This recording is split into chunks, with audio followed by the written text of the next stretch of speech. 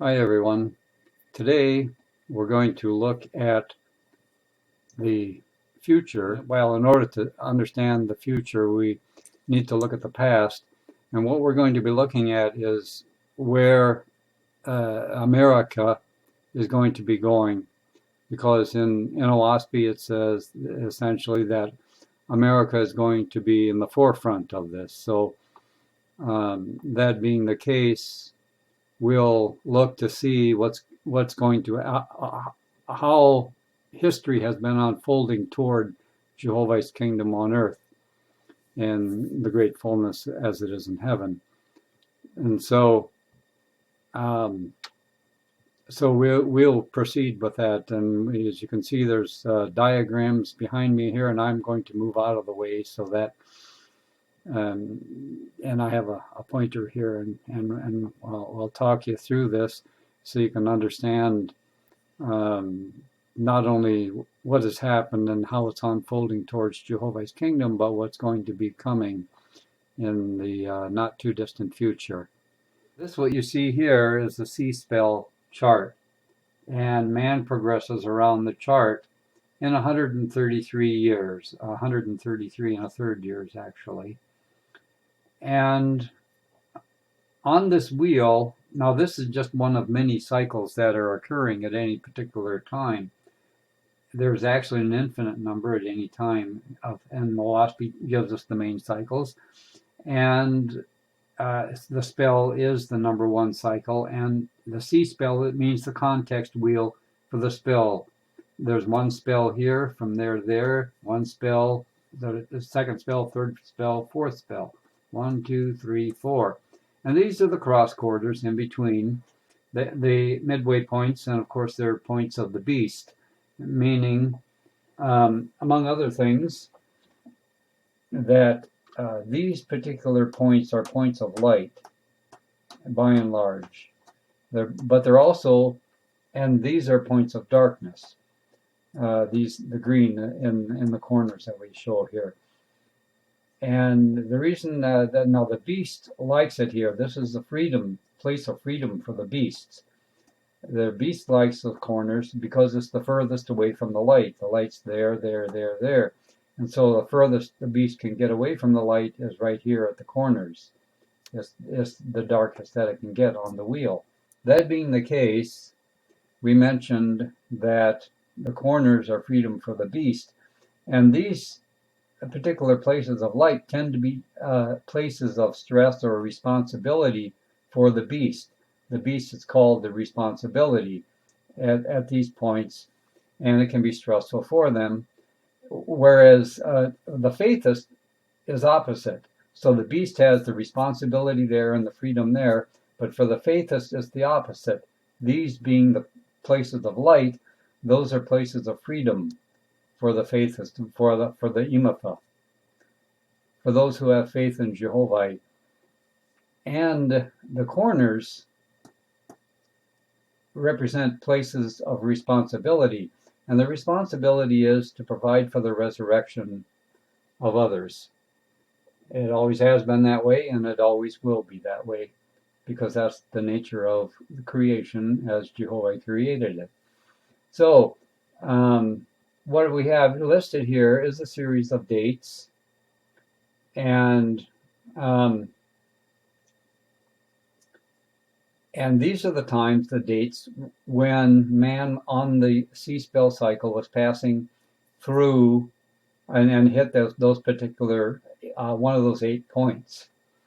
Now, I want to mention that even though we said this, the corners are freedom for the beast, but it can also be used by the faithists or by followers of the light of Jehovah to advance, because they are places of darkness, and not that because it's not because they're places of darkness that they advance, but that the beast doesn't see what's coming so well in the corners.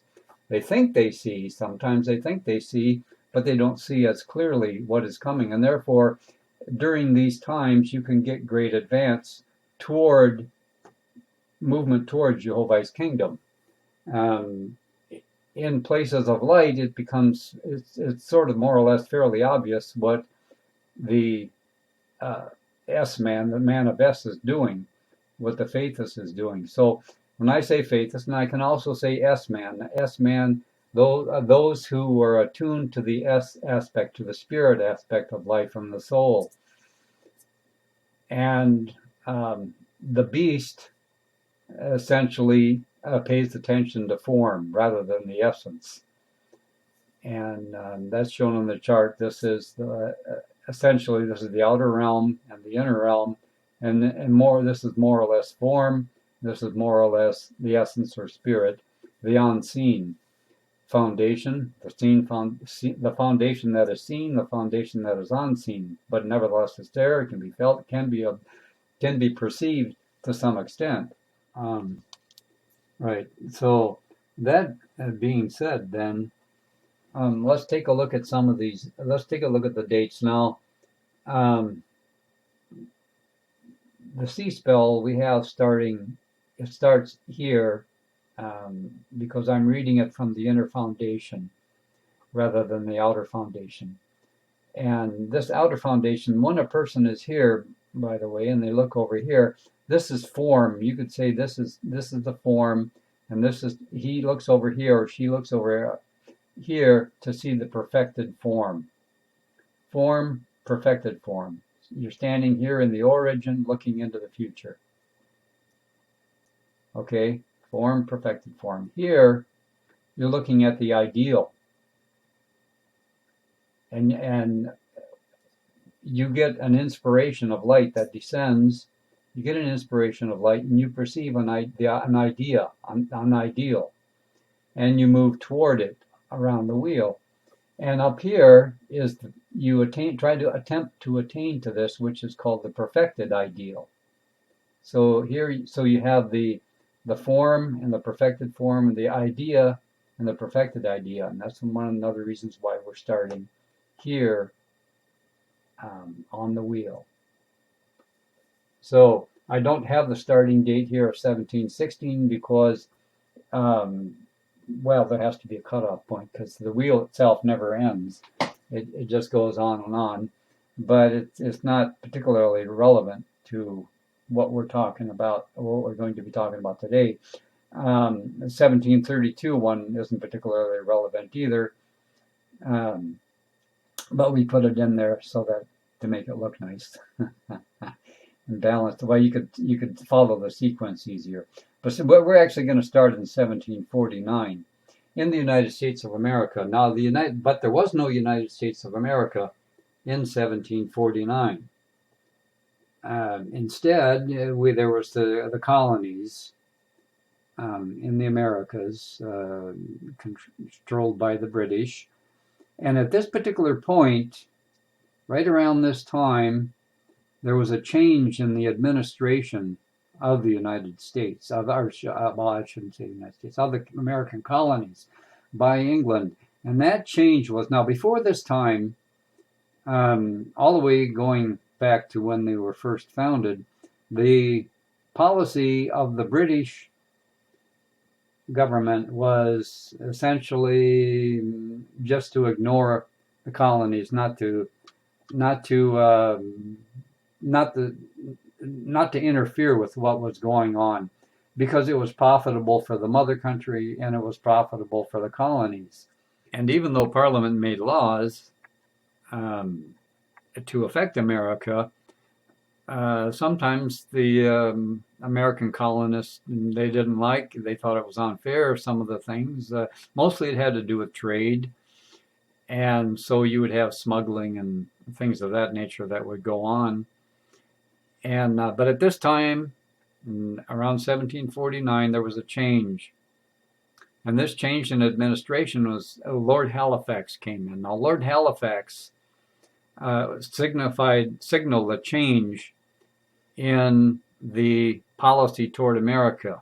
They wanted to make America more accountable, and they wanted to control the colonies, and basically, well, from the American colonies' point of view, put them in a straitjacket, which ultimately would build up and become a revolution. So we started here in 1749 with Lord Halifax coming in and essentially wanting to control America. Halfway through the 33. And halfway through at 1766 then was the midpoint of the beast, and that thereafter things really started putting a lot of pressure, and until there was revolution and all that up in here. And in other words, it really started escalating from 1766. It was building up pressure before then. And we can recall from Oahspe that Luyamong was stirring up both the colonists and the mother country to war. And so this was an opportune time. Now this particular quadrant is, if we look over here on this chart on the wheel, we see that the Te is in this octant. That's the seat of Te, and the Oahspe is this is the seat of Oahspe in this octant here. This is the realm and the arena where they each have their greatest power, their greatest influence among mortals. So that when mortals go through this particular octant, during that time span of 1749 to 1776, and it will repeat in 1882 to 1899, and from 2016 to 2032, and going around the wheel, so that man at those times responds to the call of Te.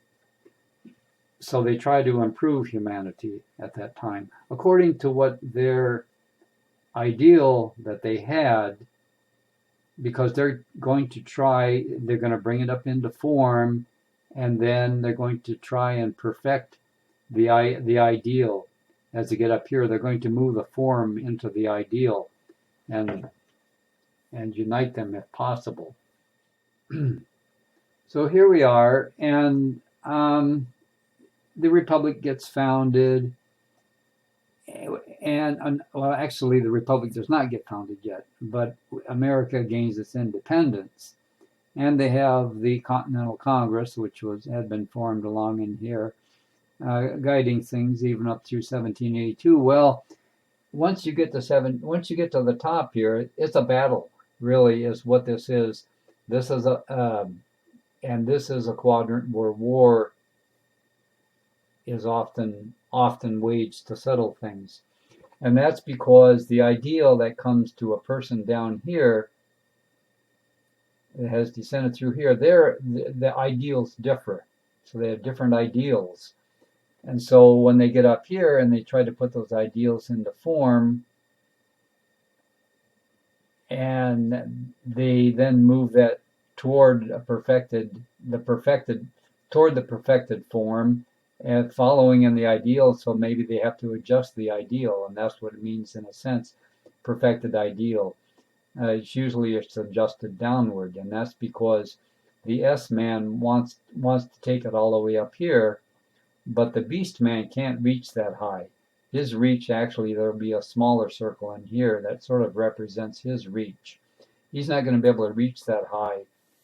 In our last video, we spoke of some background material, and so now what we're going to look at are the dates and on the wheel of life, and in particular what we're interested in is where humanity is going, why the American Republic was important, and how it's progressing toward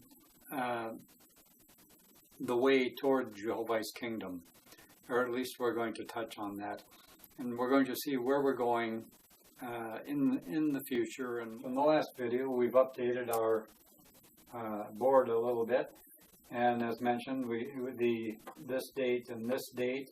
The wheel, we're starting the wheel here, coming up here, the 4 quadrants. 1, 2, 3, 4, 1, 2, 3, 4, 1, 2, 3, 4. We'll get to those later. Okay, so we're going to start then with the Constitution, the United States Constitution. And the United States Constitution was important for a couple of reasons. And one is that it moved the power from the monarchy to the people. And the second important thing and unique thing is that it gave to the individual freedom to follow the dictates of their own conscience. And so that was the change as we, this particular point up here is very important because this is when things get established anew. And that can be seen over here with Cephas, the octant of Cephas here.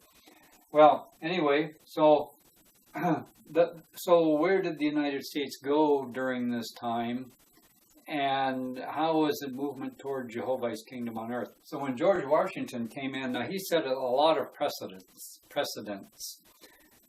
because being of course the first president, and he basically set the precedent of the great man being in president. Well, that he didn't really set the precedent for that. That was in the past as well. But here, now the great man, as people had always envisioned in the past, that the highest, best man should become president. Well, he was the embodiment of that. But combined with that was the expectation that he would be a hero and also essentially take on the mantle of a savior.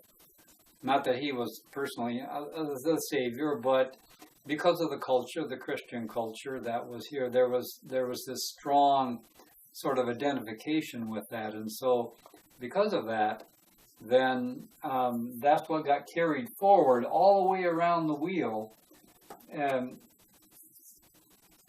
and all the way back up here until you see 1916. From the time when Washington established the precedent and the people of the United States took over the government, one of the other things that Washington set the precedent for was a military man as the commander-in-chief, as the president.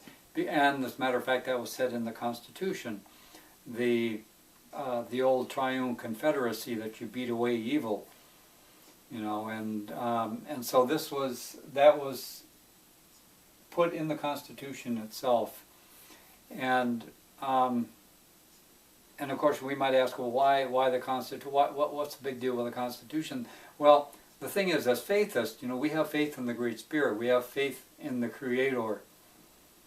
But when the beast in man expresses himself or itself, and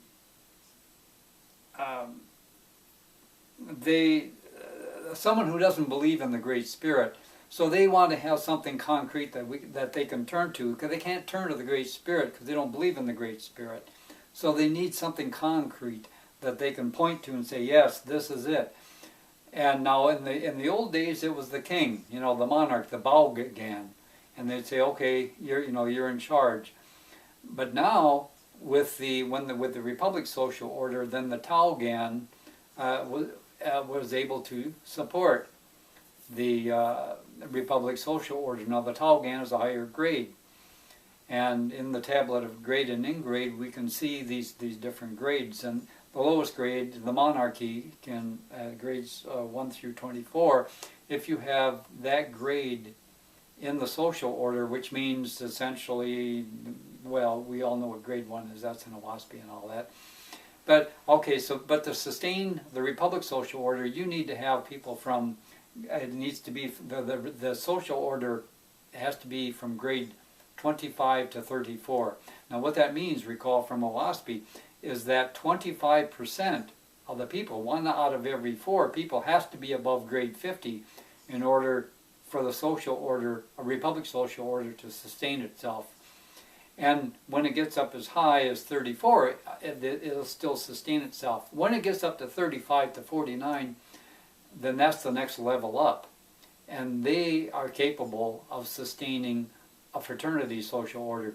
And that's very important, because that means 35% to 49% of the people are above grade 50. Well, that's quite high. And so now the idea of the social order is you're supposed to provide for the resurrection of those within the domain. So we're going to see, we know, those of you who know history know essentially how that worked out in the United States. Now we're going with the United States because it says in Oahspe the United States was meant for this purpose, to lead man, to be at the forefront of, not necessarily to lead man, but to be at the forefront of movement toward the fullness of Jehovah's kingdom on earth as it is in heaven. So, that being said, that when Washington set that the precedent of the great man and the military man as being chosen as president, there was a particular focus that was that the Republic order was focused upon, and that was in the Constitution. That was in the Constitution itself, and that focus was money getting. Now we read in Oahspe that the money getters, who were the laborers of God at that time, were to go forth and break down essentially the barriers between the different regions, the different religions. And so they would go to any region where they could make money regardless of what their beliefs were. And the idea was to help then this communication between nations and to help people to realize that we're all brothers and sisters, we're all one world. So the money getter social order held precedent. Everything that went along here all the way around for that first wheel around all the way to 1916, the money getters took precedent. Okay, in the affairs of government, the money getters. So when laws were all that, yes, you had other precedents as priorities below that, but the top one was always for the money getters. The laws were to protect the money getters, to make the world safe for money getting. And this included, of course, national defense, because, and not just national defense, but ultimately global defense, because just like back in the Middle Ages, when Europe was starting to come together, or starting to communicate with each other, coming out of the feudal system, the traders that went forth and the merchants wanted protection.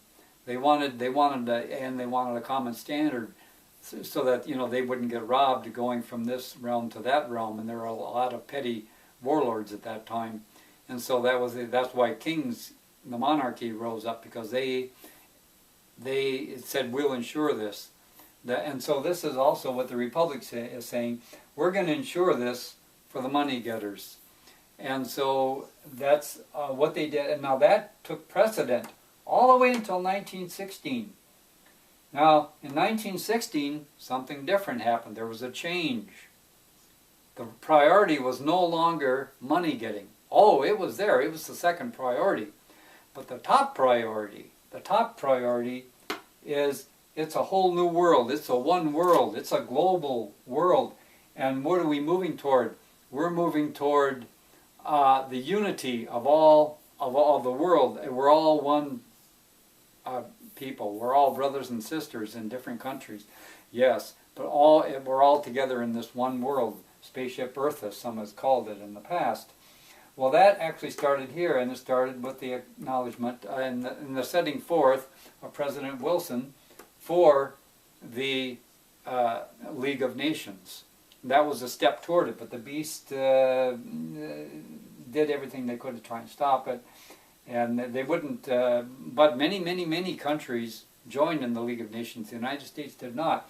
But finally, by this, and you couldn't have the big man in the room, so to speak, not be in your club. You got to have him in there. So they changed and became a United Nations in 1949, which is on the wheel. This wheel, of course, is the 133 1/3 year wheel, which is the sea spell, which we talked about in the last video, and as the background for this one. So, so in 1916, that got inaugurated, and all the way around here, we're moving toward one unified world. Boom, 2049, which we will attain in 2049. That's going to happen. There's going to be a change, and there's nothing that can be done about it to stop it, because it's going to happen, because this is a plan of Jehovih and his God, son of Jehovih. And besides which, most of the world's going to want it anyway. So in 2049, there's going to be a change. And this change of priorities, the top priority is now going to become fraternalism. Fraternalism, we're brothers and sisters around the world. And that's going to go all the way around the world. And it's going to go around the wheel of life all the way up to 2182. And then there's going to be another change. Okay, and by the way, when you have this, I'll get to that change in a minute, but this change here to fraternalism, now that does not mean that the unified world, that priority is there, but it's not the top priority. Fraternalism is going to be the top priority going forth from 2049. And the money getters, they're still going to be there, but their power is fading. It's not the most important thing. And so, and we can read in Jehovah's Kingdom on Earth, for instance, now Te went forth and he purchased land. So there was still this money getter, or not, excuse me. So there's still this money, the money in the social order is still being used in the fraternity social order, which will become established here. And then there's going to be another change when we get up here to 2182. And this priority, top priority then, is going to be movement toward Jehovah's kingdom. And by 2249, it will have embraced the entire earth. The Father's kingdom will be in ascendancy. And fraternalism will still be important. I mean, it's not like everyone's going to be faithists per se, because but it's going to be more like Jehovah's kingdom, which is where you have those who are lower in the grade, you provide for their resurrections. Now, this providing for the resurrections, all governments are required by Jehovah to provide for the resurrection of those within their domain, and they are held accountable to that by Jehovah. And they're going to be accountable to their own selves, because the light of Jehovah within them is going to grow. He's going to grow in the outer Milu light as well. And so in order to face themselves, in order to live with themselves, they will have to come to terms with this. So it can't be escaped. And anything that was evaded, the responsibility that was evaded, will have to be attended to. Well, anyway, so that's with all the governments, this responsibility for providing for the resurrection of those within your domain. And so now, let's take a look at progress toward that. Oh, I want to mention something here about that too, about how come it is that the Father's kingdom cannot come in Uz. And the reason is, first of all, we look at the Father's kingdom. Now, the Father's kingdom, it's going to come out of fraternity. It's going to come out of the faithist fraternity. And in the fraternities up in heaven, we could say, or the families up in heaven, you know each other personally, and so you choose who has the highest light amongst you, and say, okay, you're our spokesperson, or you have the highest light. You know, you are able to articulate how we're feeling inside, the best articulation of it, the best summation of who we are and what we're about and everything. You have that. And so we trust in you, and we have faith in Jehovah that you will carry our light with you as you go forth. Well, that's just on the family level. So what then, those families get together, and they, amongst them, they choose one who has the highest light amongst them. Okay, and so who chooses them is not the people themselves, because they are trusting this person that he's carrying forth in our light, and so he's going to be able to know who the highest light is amongst all those. And so those who are in the fraternity or in the family, that's just fine. That's just fine with them, because that's a level of responsibility that increases as you go up. Well, those communities then that will choose amongst them who is the highest ranking, and that becomes the highest light, and that becomes the chief of a nation. And then, now this is according to what's in the tablet of grade and ingrade in Jehovah's Heavens. And then they get together and choose then for the whole world, the sea chief for the whole world. And, but meanwhile, now that's Jehovah's kingdom.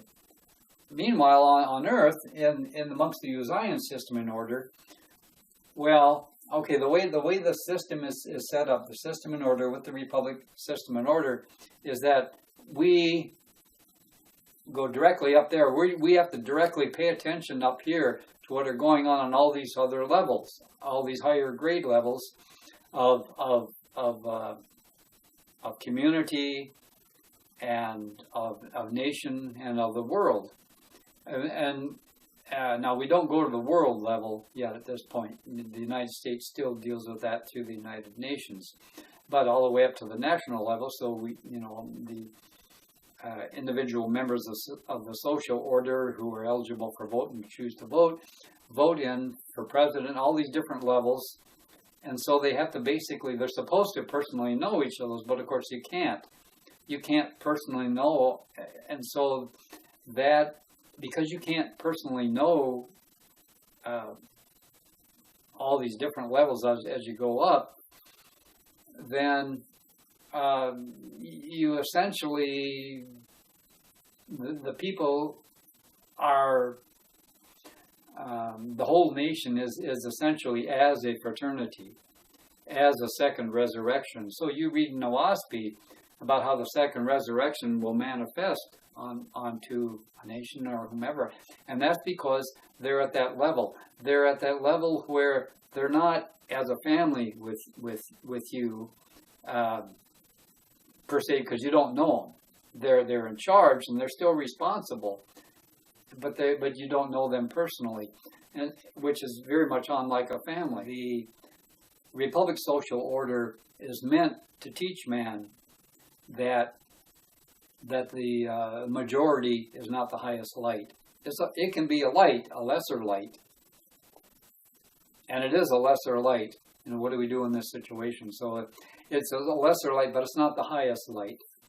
And so when those men set up the Republic back in this time here, they were trying to how do you set it up so that only the highest best people can run the government, and we have to remember that one of the problems that they had, well, they had a couple of problems. One was dealing with the Indians, the Gautamans here, and the other problem was with slavery. Now, all the republics in the past, when you look at them, they were based on slavery. The United States was no different in that regard. It also had slavery. Ultimately, it got rid of it. But the Constitution itself provided for a way to rise beyond that. Well, not the Constitution, I should say, the Declaration of Independence, because that was over here. This was 1766, and 1776 was in there somewhere, and 1782 there. So when the Declaration of Independence came out, that people said, yeah, that grasps how we're feeling, kind of thing. So that became like the unspoken, the unwritten. Remember what we talked about? Faith is calling to Jehovih, but they had to have the written thing, the document right there. You can, and it's right there, it's written out for you in the Constitution. But the Declaration of Independence substituted for Jehovih, for the Assyrians and all that, because then they could look to the to the Declaration of Independence and say, yes, that's who we are. That's who we are, right there as a people. So that was the height of man attempting to go forward, and this goes all the way back to the righteous coming out from the unrighteous. And that's what with the pilgrims and all that. This was about the righteous coming forth out from the unrighteous, and this was the end of bond. So that the migration of the righteous, that's what Moses set forth, the migration of the righteous. And now here in the Republic was the formation of those who came out from the monarchy, came out from the beast, came out from the darkness to a higher condition. And so it was a migration for righteousness' sake. And now that was, of course, like we said, the ideal. But we had these precedents set up. Now, there's the beast aspect of man, and some people are not a particularly high grade. So as a government and all that, you had to deal with those. And how do you deal with them? Well, they chose to deal with it as the Triune Confederacy did, which we know does not work. You can't fight evil with evil. It only produces more evil. And it brings both people, or both doers, down. Well, nevertheless, that's what occurred. So the precedent was set there, and we went through we have gone through these changes, and we're going to go through some changes. Now let's see how the United States has fared with this progression. And now, as I mentioned, this is the money-getter social order. It was set up as a money-getter social order. But some of the people, particularly those, the Jefferson and those, the ones that wanted wanted the Constitution were called Federalists. They wanted a strong central government. And that's what the money-getters wanted, a strong central government. But there were also those who were anti-federalists. Well, that was a rather unfortunate name for them, but they got labeled that, and the label stuck. But they were really, who they were the Declaration of Independencers. They were looking at this for the ideal rather than this. They were saying that this is important. So what they were saying was, look, okay, you have that, and you're going to set up your money-getting social order, but don't forget about the people. The people have to also share in this prosperity. So we don't want the money, we don't want the power. We're very cautious of having that power concentrated like you have it in a central government. So they were leery of that. And so now this is what got. Now remember, in the previous video, we spoke of how this is the responsibility for the beast and the freedom for the beast, and how this is freedom for the faithist and responsibility for the faithist, and how that in the corners, that the movement toward Jehovah's kingdom can occur because it's also freedom for Jehovah's workers, but they take the responsibility at that time to help man to go forward, maybe even push him forward. Okay, so what happened here? Who was elected here? All right, this is 1799. Now, there was an election in 1800, so exactly right on that point, it was John Adams was president. And now he wasn't a military hero per se, although he did a lot for the military, and so he was only able to serve one term. Well, now Thomas Jefferson came in next. Now he was also not a military hero, but what he was he's the one who put forth this Declaration of Independence, which, by the way, was not original from his mind. He put it together nicely, but most of those ideas that were there had already been set forth previously. So so we have to be careful not to claim this originality for him. But he was able to crystallize it together with the inspiration of Jehovah's angels, no doubt, and set this forth. So over here, so he gets in at 1800, and he gets in and he says, whoa, because now he's one of the Anti-Federalists, you see, at that time. Now, where was he when the Constitution came in? Well, he was over in France being an ambassador, so he didn't really partake in the nuts and bolts of the Constitution, but he went along with it because it was about the best that could be had. So, but when you get over here, so what happened over here was then the money getters get in and they want a central bank, etc., the stuff to make a strong central government, and the people that have this higher thing, they're saying, whoa, what about the people? What about the and we got to be careful. The snakes, they get in there and start, and we get nothing. They'll take it all. So you get Jefferson comes into power around this time, and he sets up a new party. He actually helped create he and Madison together, and those who were essentially the Anti-Federalists, to form an opposition party to the Federalists because, for the reasons that we stated. And the name got changed here to Republican Democrat or Democratic Republican. I forget the exact terminology, but Democrat was there and Republic was there. And later on, you were going to see this thing occur again down here when the common man, all of a sudden, because this is about the common man, and this was about, that centralized control and all, and this is the common man.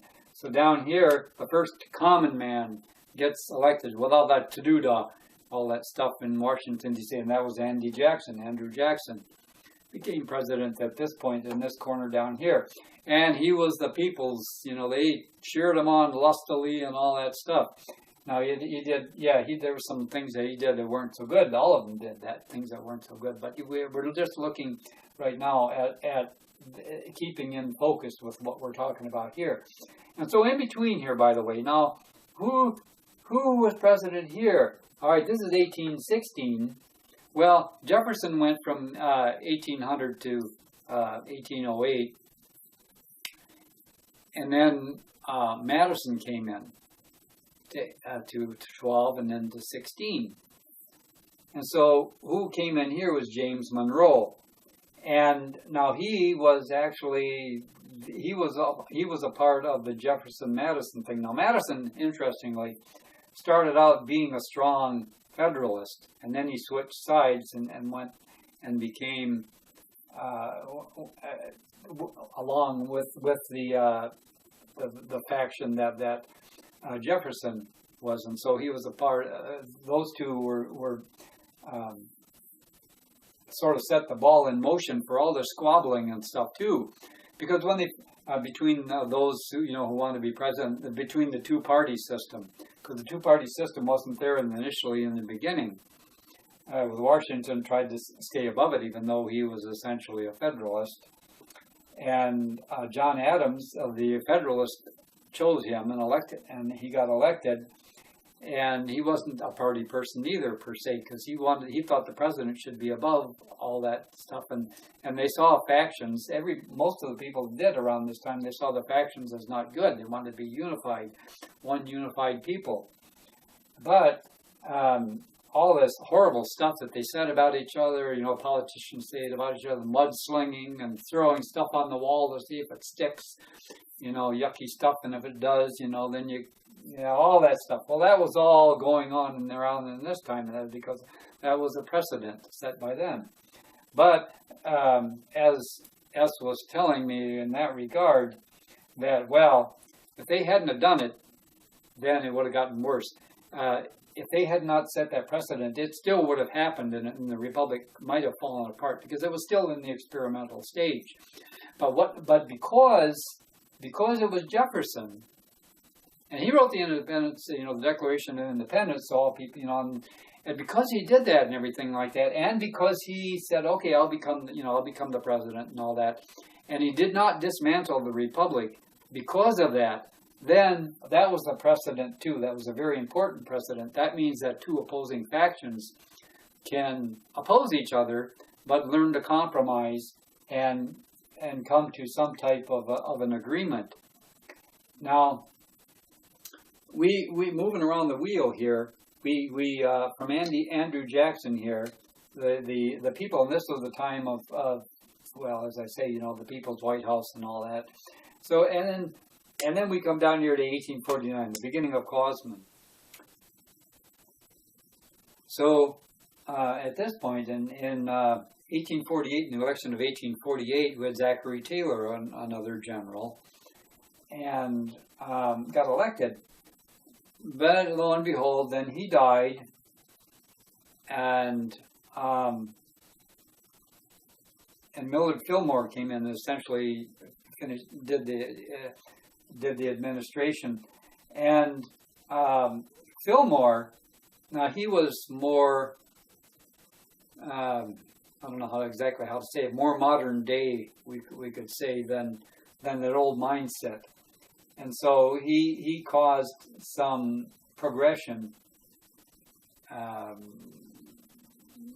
away from the past and looking toward to the future, looking up to where man was now needed to go to, rather than, you know, well, here we are from the founding of the Republic and all that. So, but I want to mention now here that right here, now we see this 1866.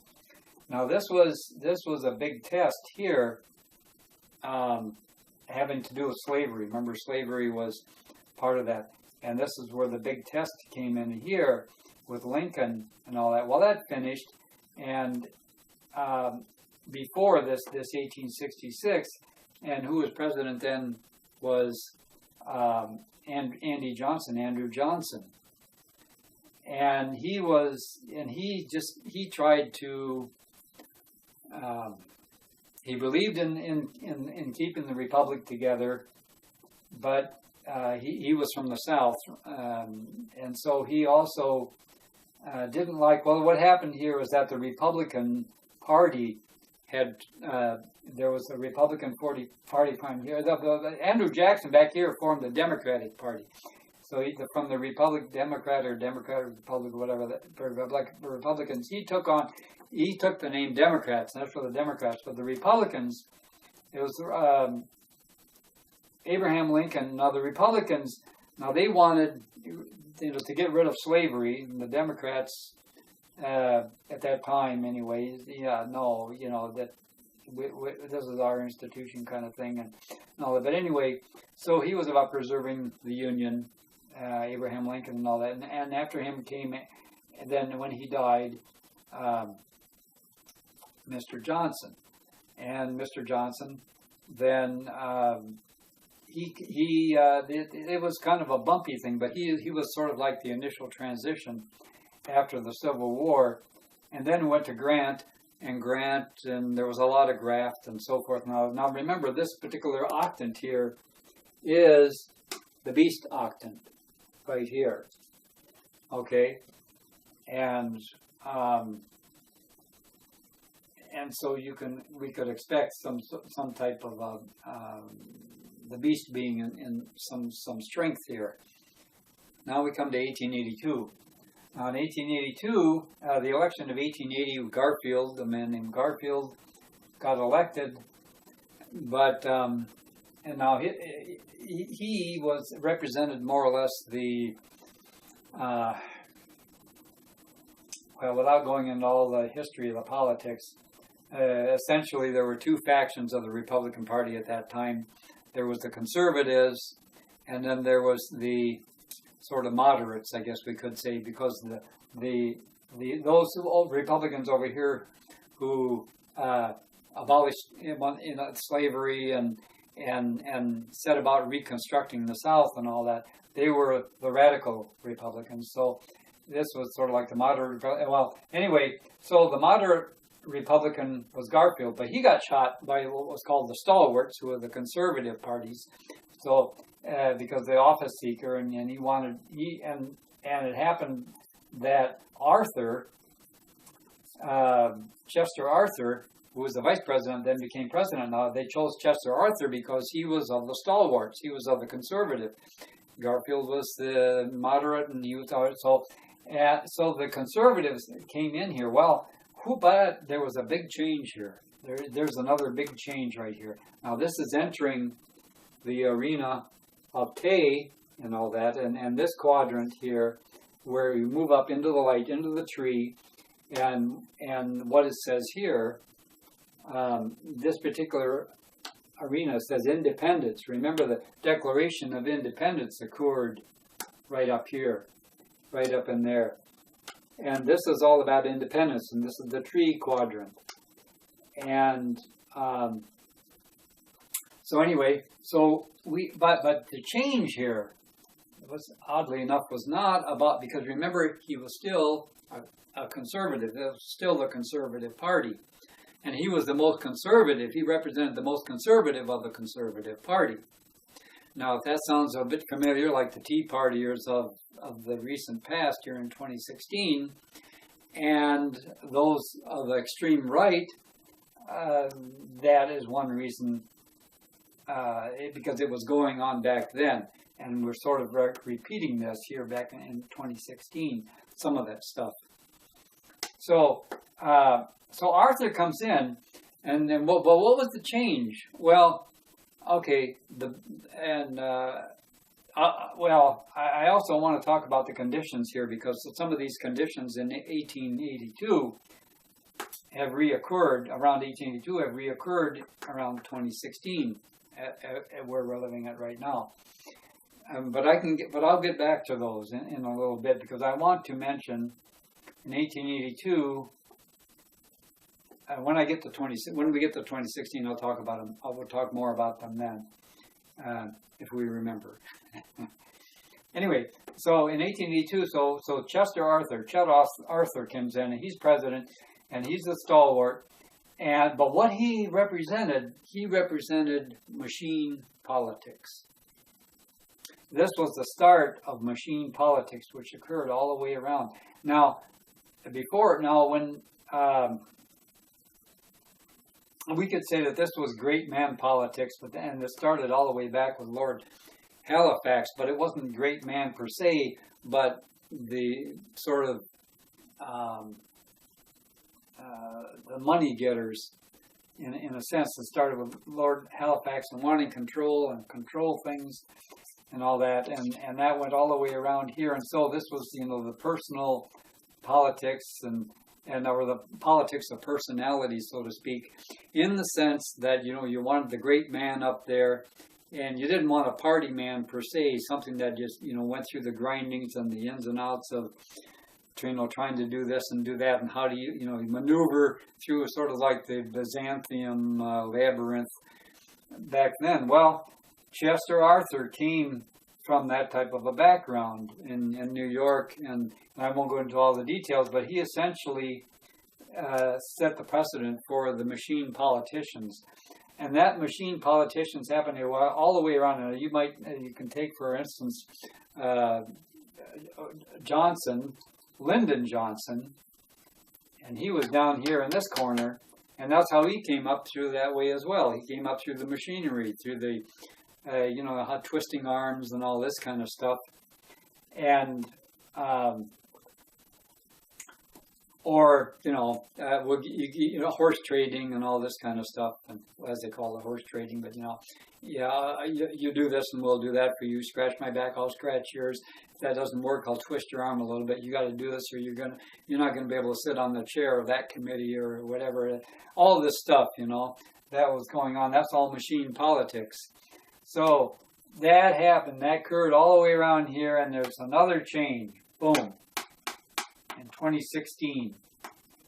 And that change is the change to rogue politics in the Republic Social Order. He's setting the precedent for that, as we'll see as we go into the future. And that's what the cycles say. So we'll see if that's the case. So anyway, so that being the case, then we go up here to 1899. Now, 1899. Now, remember. So, if this is the time when the Republic speaks, so to speak, to keep that strong central government and all that, and the prosperity and the money getters and all that, and the people are here. So what happened in 1899? Well, here you had McKinley was elected, and he was a popular man. He was popular with the public.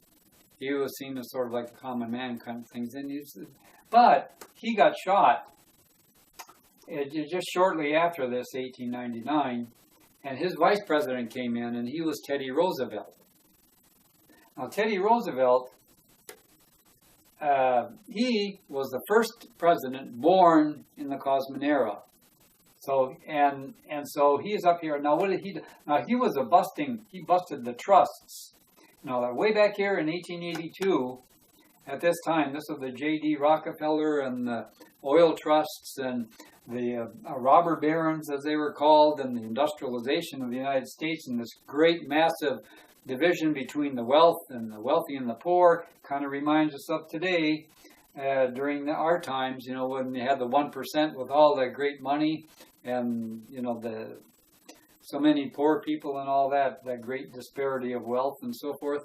So it was the same, sort of a similar type of a situation back then as we are now. We have, and of course, America chose, that one of the 1% to be their president.